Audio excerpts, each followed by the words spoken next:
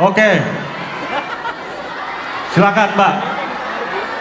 Boleh langsung ke depan menempati panggung bersama Sanis. Ini kan anak SMP Sanis gitu.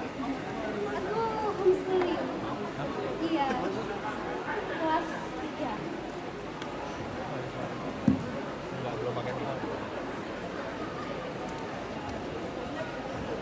3. Ini adalah penanya termuda yang pernah datang ke panggung Desa Anis. Kamu kelas berapa? Kelas 3 SMP.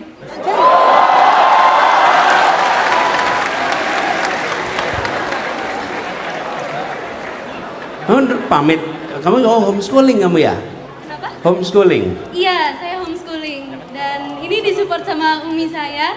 Jadi Mana dia, ibunya? Itu. Ah, Iya. makasih Bu. Namanya siapa? Zia. Zian. Iya. Perkenalkan, nama saya Zia Robina, panggilannya Zia. Usia saya masih 15 tahun. Dan maaf Pak nih, saya belum bisa nyoblos. Coba saja saya udah 18 atau 17, mungkin saya sudah nyoblos ya Pak. Tapi ternyata saya belum bisa.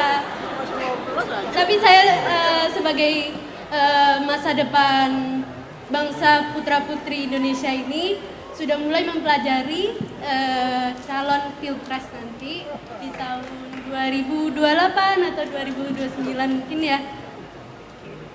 Keren ini.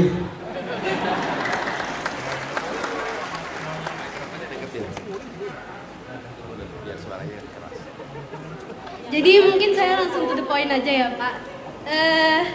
Pendapat Bapak tentang kurikulum di Indonesia, kemampuan murid kan tidak semuanya bisa sama ya Pak. Dan kecenderungan anak murid cenderung berbeda-beda. Jika kita kebanyakan di sekolah-sekolah menyemar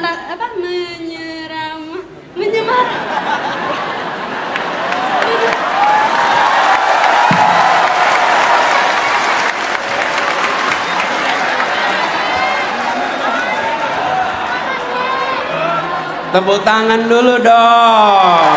Iya. masih grogi Ini Pak. enggak, ini keren. Yang mahasiswa kesini belum tentu bisa pegang mikrofon nggak goyang. Betul nggak? Iya. Saya dulu SMP begini, maju ke depan, saya Pak Jono tuh, maju ke depan pegang kertas bergetar kertasnya. Ini Zia ke depan, tenang pegang mikrofon, ngomong dengan baik, top kamu. Yuk terusin. Jadi saya dulu pas TK kecil ada kesusahan Pak dalam membaca, belum bisa. Sedangkan TK kecil ini mereka masih di masa bermain Pak. Ya. Dan kebetulan saya masih belum bisa baca.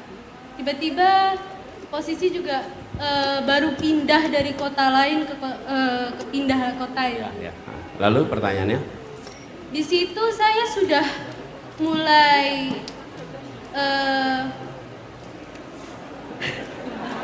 di situ saya sudah mulai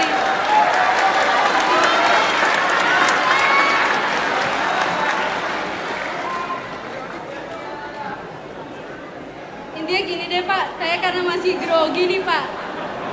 Kadang-kadang tuh Mm-mm. Iya. Sedangkan saya sudah baru pindah ke Pak.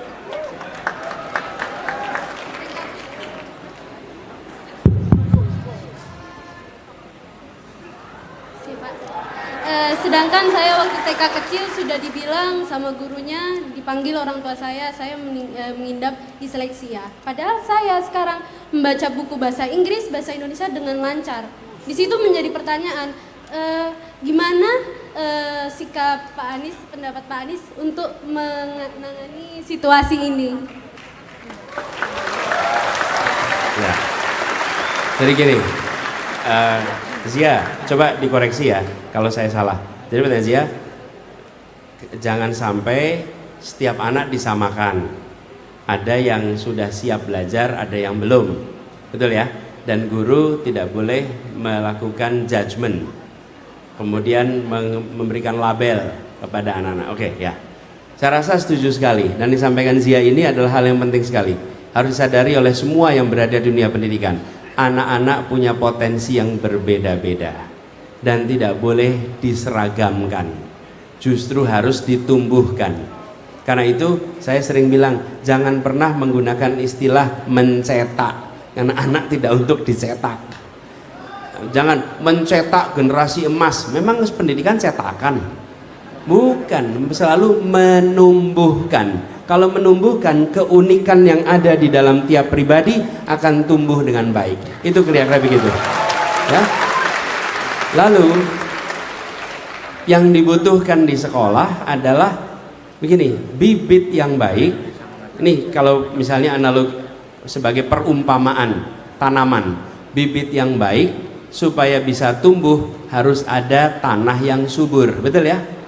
Nah, tanah yang suburnya di mana? Sekolah. Sekolah itu apakah TK, apakah SD, SMP harus menjadi lahan untuk anak itu tumbuh supaya bisa tumbuh dengan baik sesuai potensinya. Lalu bibit baik, tanah subur, iklimnya harus baik. Kalau iklimnya tidak baik tidak bisa tumbuh. Yang bikin iklim siapa? Pemerintah dengan kebijakan-kebijakan yang dibuatnya. Nah, gurunya yang bagian merawat tidak boleh judgement begitu. Dan menurut saya di fase pendidikan usia dini tidak boleh anak-anak diharuskan bisa membaca dan menulis, tidak boleh. Itu masa bermain, betul-betul bermain. Biarkan anak-anak bermain. Nanti masuk SD baru mulai belajar menulis.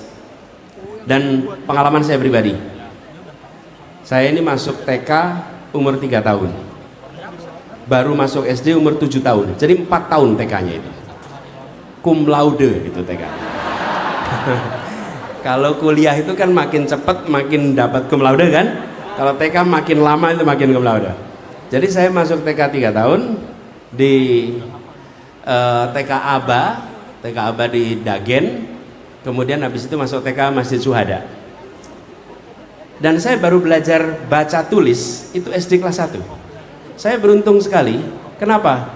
Orang tua saya tidak pernah memaksa saya untuk calistung waktu TK. Guru saya tidak pernah memaksa calistung di saat usia TK. Dan baru ketika SD, saya sering sampaikan kepada orang tua, jangan pernah takut anaknya tidak bisa baca tulis ketika TK. Jangan pernah takut. Kenapa? Ini contohnya nih. Alhamdulillah besarnya bisa baca dan bisa tulis. Ini contohnya nih. Nggak ada yang namanya terlambat belajar calistung. Justru itu kesempatan bermain yang harus dijaga. Jadi Zia, saya setuju. Kapan-kapan kamu bikin tulisan soal itu, biar jadi pengalaman buat semuanya, ya. Oke, makasih Zia. Saya boleh tanya nggak sama kamu? Gantian saya yang tanya. Boleh pegang dong ini ya. Zia, kalau nanti kamu udah gede, kamu pengen bikin apa?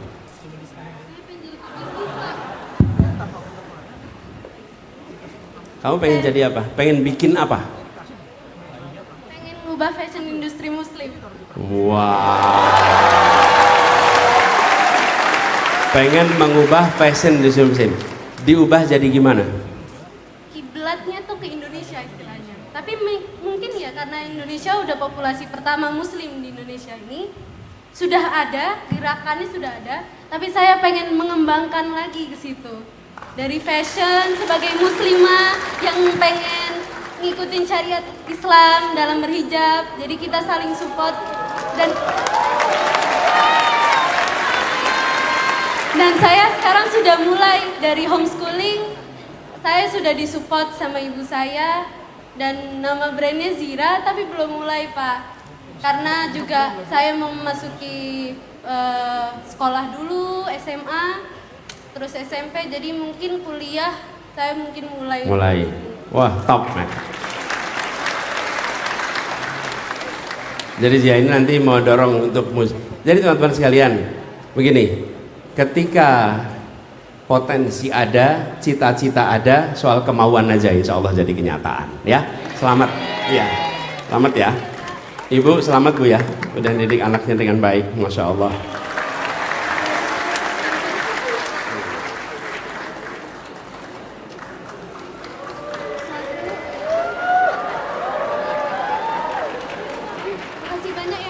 Boleh dong kasih tepuk tangan yang meriah buat Zia.